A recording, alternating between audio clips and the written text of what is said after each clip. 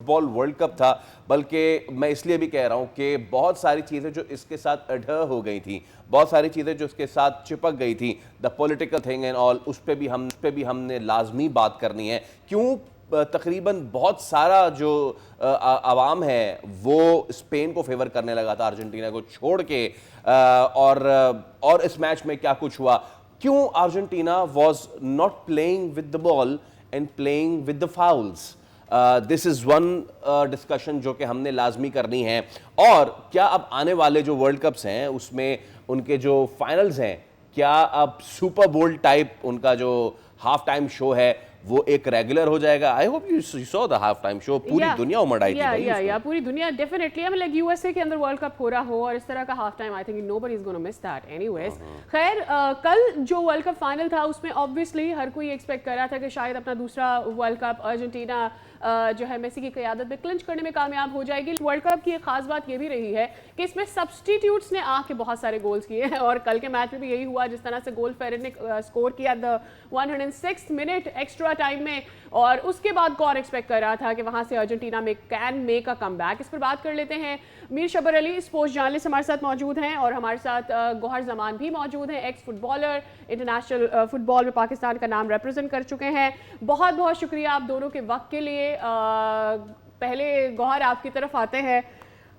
Being a footballer Argentina से हर कोई expect कर रहा था अब कम बैक कर लेगी। अगर फर्स्ट हाफ में स्पेन ने गोल नहीं किया तो स्पेन के साथ बहुत बुरा हो जाएगा। सेकंड हाफ में जो अर्जेंटीना गेम खेलने वाला है वो स्पेन एक्सपेक्ट भी नहीं कर सकता है, लेकिन अर्जेंटीना पूरे फाइनल में कमबैक नहीं कर पाया। कल हुआ क्या है एक्चुअली? क्या इतना शानदार डिफेंस था स्पेन का कि अर्जेंटीना स्टन रह गई?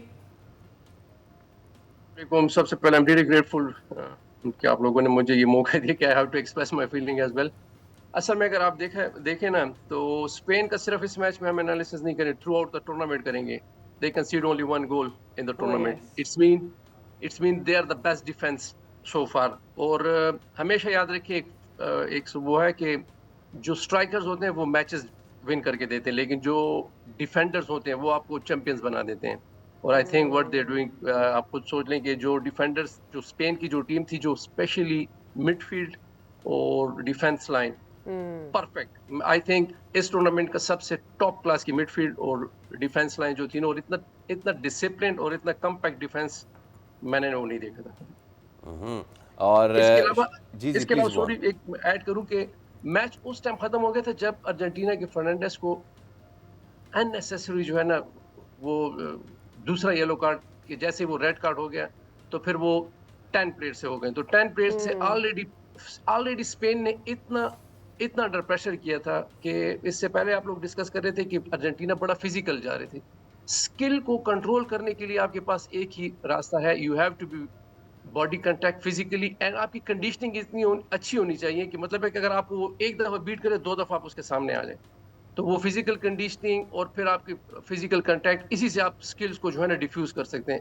अदरवाइज दूसरा रास्ता ही नहीं था। और I think Spain done a very great job. मैंने पहले से प्रेडिक्शन किया था कि 52-48 है। और स्पेन का अगर आप बॉल पोजीशन देखें, 60 तकरीबन 65% और अर्जेंटीना का 35 को इस तरह जी था।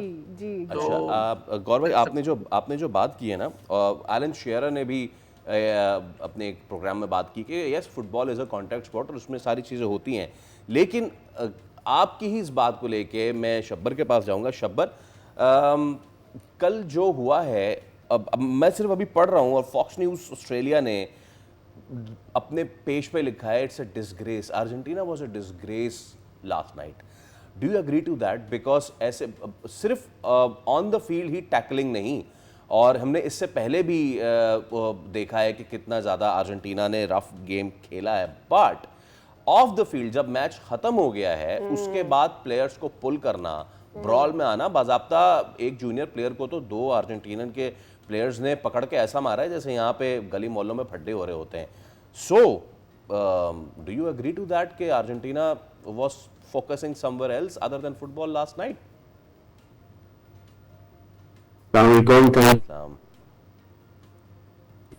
अच्छा, ये है कि अर्जेंटीना जो है वो ऑब्वियसली उन्होंने पूरे वर्ल्ड कप में एक सर्टेन बुली की तरह खेला है। और उसी उसी फिजिकल जो जो प्रेजेंस है, वही जो डर्टी टैक्टिक्स आप कह सकते हैं, उनको यूज़ करते हुए मैचेस को स्ट्रेच किया है, और फिर एंड में कमबैक्स भी किए हैं टीम्स को उन्होंने इसी तरीके से जो है वो डोमिनेट किया। ऑब्वियसली उनकी अटैकिंग ब्रिलियंस भी रही है मेसी के होते हुए, लेकिन उन्होंने प्रेशर क्रिएट करने के लिए इस तरह की चीज़ें की हैं। But at the same time कल हमें समझना चाहिए कि वो एक जो जिस जिस मोमेंटम के साथ आ रहे थे, जिन इमोशंस के साथ आ रहे थे, और जो एक चीज़ होती है ना कि आप उनका कॉन्फिडेंस इंग्लैंड के साथ जिस तरह उन्होंने कम बैक किया और फिर वो वापस आए हैं, वो जिस कॉन्फिडेंस के लेवल पे थे, आई थिंक वो कल हार्ट ब्रेक इस लेवल का हो गया था, और टेंशन इतनी ज़्यादा फ्लेयर अप हो गई थी पिच के ऊपर कि they had to take it out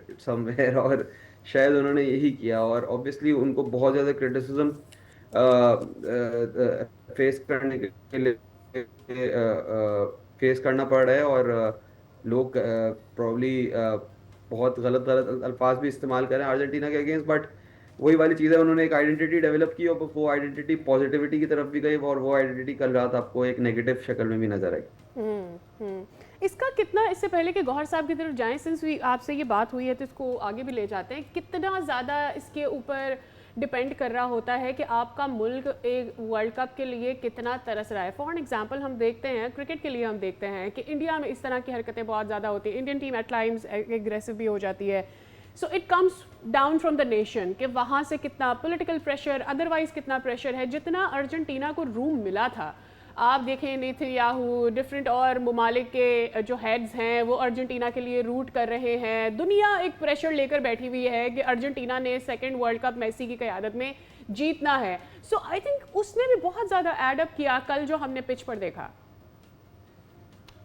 बिल्कुल, देखें जो नैरेटिव है on the internet in general, जो हम खबरों में देखते हैं, अर्जेंटीना के बारे में कहा जाता है कि racism is very common over there, और इस तरह की चीज़ें बातें बाहर आती हैं। अब उसकी ऑब्जेक्टिविटी को ऑब्वियसली हम एनालाइज कर सकते हैं, लेकिन जो एक जनरल परसेप्शन है, ख़ास तौर पे जो इजिप्ट अर्जेंटीना के मैच के बाद बना, इजिप्ट के कोच ने पैलेस्टाइन के हक में बात की, अगले दिन फिर वो रेफरीज के डिसीजंस, तो एक नैरेटिव, एक स्टोरी लाइन इस तरीके से डेवलप हो गई कि जो सेंटिमेंट था वो एक व्यूअर का, एक फैन का, वो अर्जेंटीना के अगेंस्ट काफी शिफ्ट हो चुका था। काफी ज्यादा। और Spain at the other and politically उनकी हमेशा बैकिंग रही है पैलेस्टाइन की कॉज को लेके, पैलेस्टाइन को स्टेट के लेके।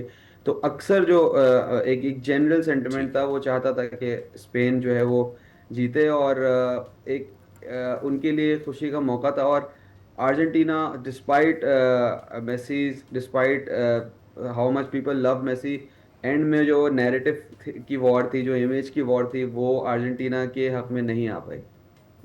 ऑलराइट गौर साहब, now let's talk about the football thing as well. मैं अगर स्टैट्स देखूं, मुझे यकीन नहीं आ रहा कि ये वो अर्जेंटीना है जो सबको जगरनॉट की तरह रोलती हुई यहाँ पर आई है। Attempts on goal 20 versus 2। अच्छा, उस 20 में से तो 2 गोल मेरे ख्याल से ऑफसाइड भी करार दे दिए थे स्पेन के, वरना तो पता नहीं मामलात कहाँ तक चले जाते। 20 वर्सेस 2 ऑन टारगेट 12 वर्सेस 0।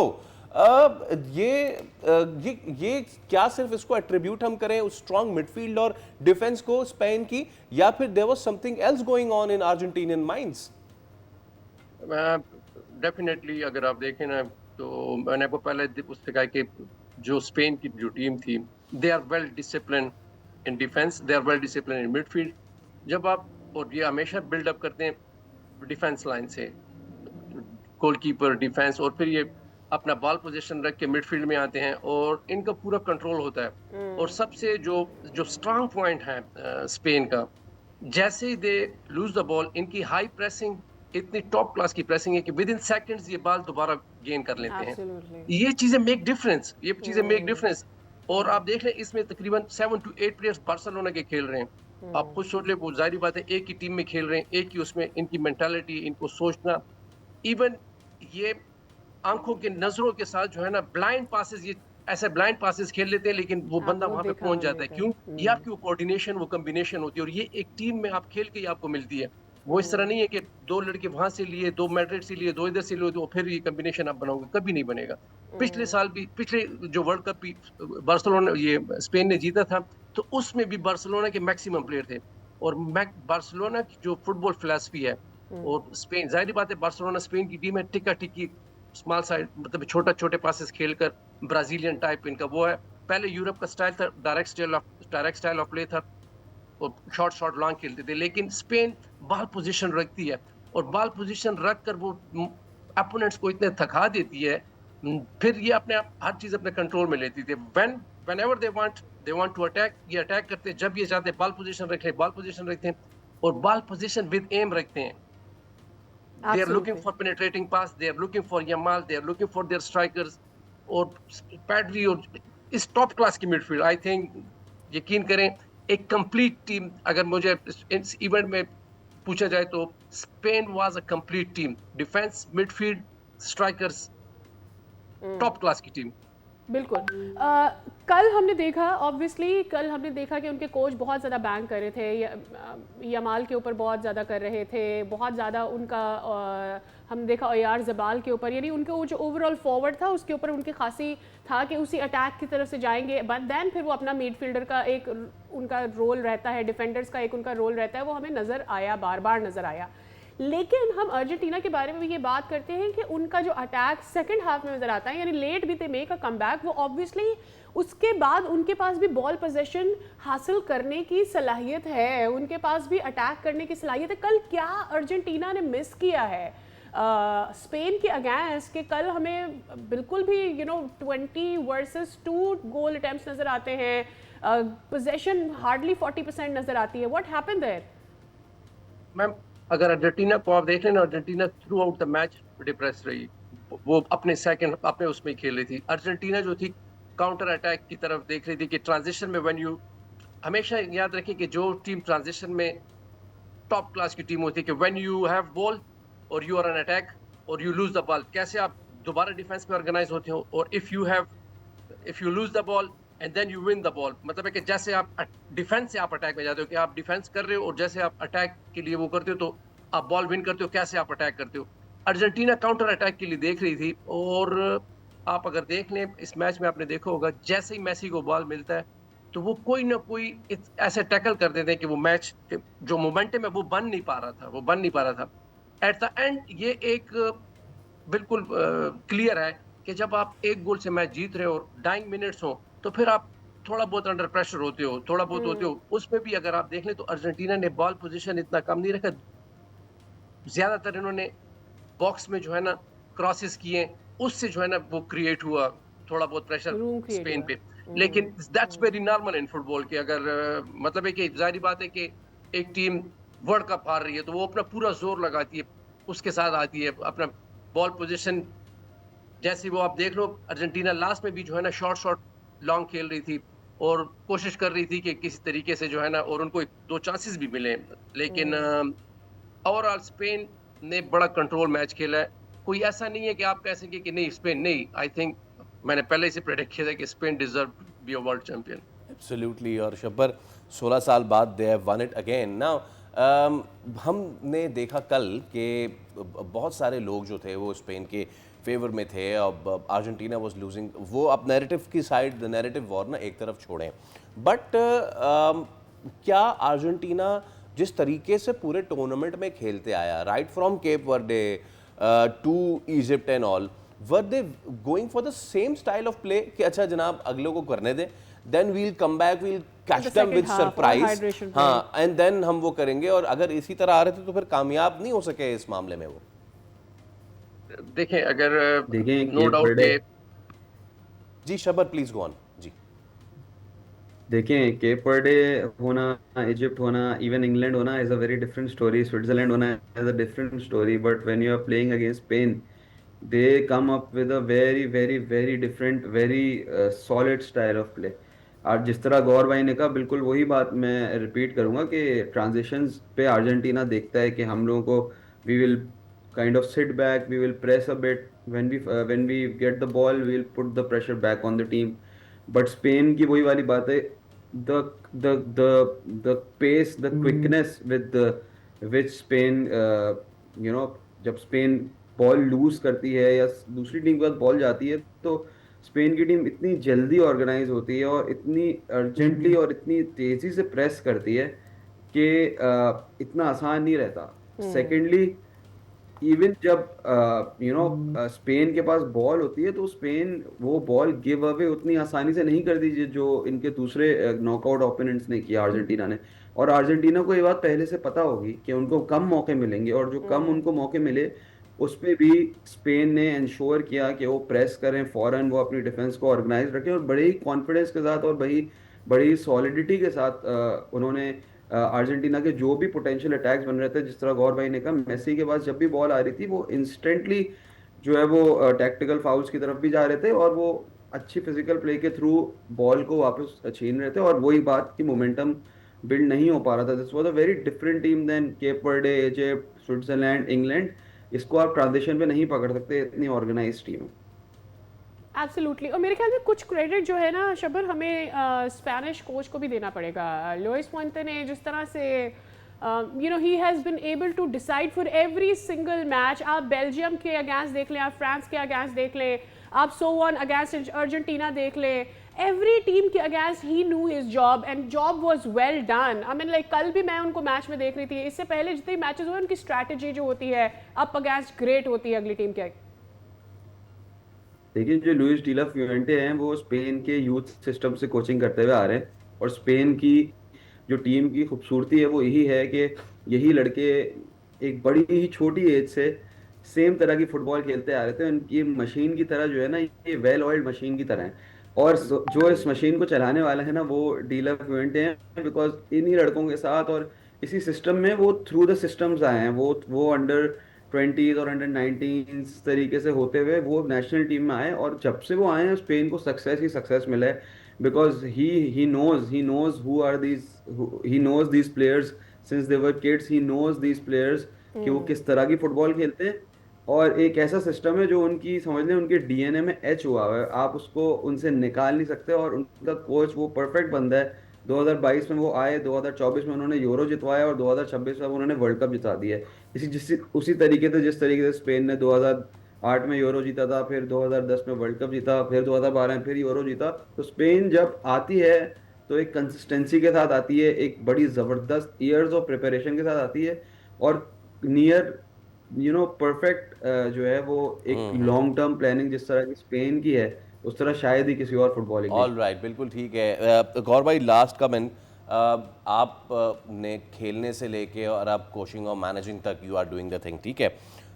तो हम ये अब कह सकते हैं कि वो सूरज जो इस वक्त आबोताब के साथ चमक रहा था रोनाल्डो और मेसी का, अब शायद गुरूब होने को आया है। ऑल्दो के पाओ क्यूबार्सी को young player of the tournament मिला है, लेकिन आने वाला वक्त जिस बंदे का है उसका नाम है लमीन यमाल।